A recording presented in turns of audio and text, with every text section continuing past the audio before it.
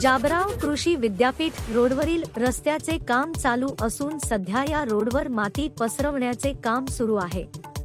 मात्र मातीवर पाणी टाकल्यामुळे रस्त्यावर मोठ्या प्रमाणात धूळ उडत आहे, ज्यामुळे वाहन चालवणे अनेकांसाठी कठीण झाले आहे।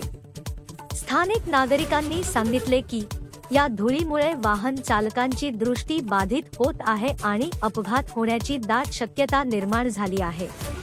काही जणांना श्वसनाच्या समस्याही जाणवत आहेत। स्थानीय प्रशासनाने या रोडवरील कामाची तातडीने चौकशी करून धुळीवर नियंत्रण ठेवण्यासाठी योग्य पावले उचलावी, अशी मागणी नागरिक करत आहेत। तसेच कामगारांनी माती पसरवताना पाणी वापरावे आणि वाहतुकीसाठी तात्पुरते सुटी मार्ग उपलब्ध करावे, असेही सांगितले जाते।